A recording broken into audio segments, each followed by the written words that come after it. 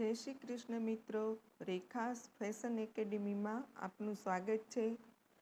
આજે હું તમને ખૂબ જ સરળ અને ફટાફટ બની જાય તેવી ડબલ પફ સ્લીવ બતાવું છું। જુઓ, આ સ્લીવમાં ખભા ઉપર પણ પફ આવે છે અને વચ્ચે પણ સુંદર પફ આવે છે।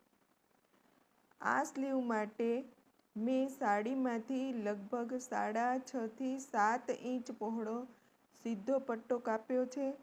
પટ્ટાની લંબાઈ રાઉન્ડ આર્મહોલ સ્લીવના માપની પ્લસ સ્લીવનું જે માપ છે તેટલું બીજું વધારે કાપડ રાખી તેટલી લંબાઈનો પટ્ટો કાપવો।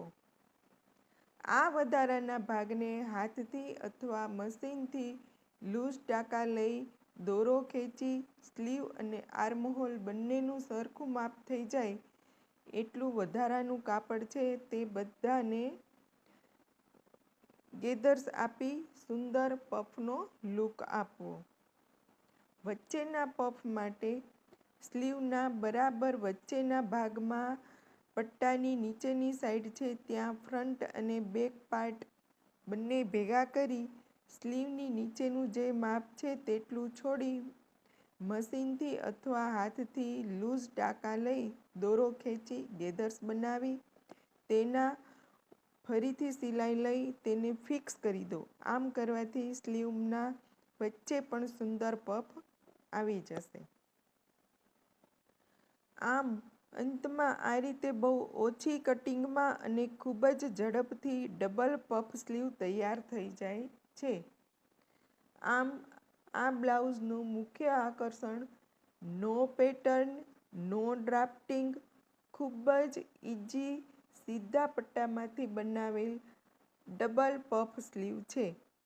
તે બ્લેક ટ્રાન્સપરન્ટ ફેબ્રિકમાંથી બનાવેલ છે। સ્લીવનો ફૂલેલો આકાર બ્લાઉઝને રોયલ લુક આપે છે। આ બ્લાઉઝમાં ઇકત પ્રિન્ટ અને બ્લેક કલરનું કોમ્બિનેશન ઇન્ડો વેસ્ટર્ન લુક આપે છે। બ્લાઉઝમાં નીચેની બોર્ડર પર નાની કોડી અને પાછળ એડજસ્ટ કરવા માટેની આપેલી દોરી સુંદર લુક આપે છે।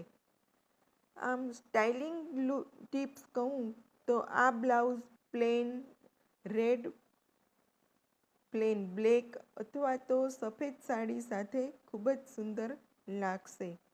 જ્વેલરીમાં ગળામાં હેવી ચોકર અથવા તો લાંબા ઓક્સોડાઇઝ ઇયરિંગ આ ડિઝાઇન સાથે ખૂબ જ શોભે છે। મિત્રો, જો તમને આ ડબલ પફ સ્લીવ માટે મશીનની સિલાઈ લઈ અથવા હાથથી રનિંગ સ્ટીચ લઈને કેવી રીતે ગેધર્સ બનાવવા તે શીખવું હોય તો મારી ચેનલ પર અપલોડ કરેલા કી હોલ પફ સ્લીવ અને શોલ્ડર ટીપ ગેધર સ્લીવનો વિડીયો જરૂર જુઓ। તેની લિંક મેં ડિસ્ક્રિપ્શનમાં આપી છે। એ વિડીયો જોશો તો આ સ્લીવ બનાવવી વધુ સરળ થઈ જશે। આ વિડીયો તમને કેવો લાગ્યો તે જરૂરથી જણાવજો અને લાઈક, શેર અને સબસ્ક્રાઈબ કરજો।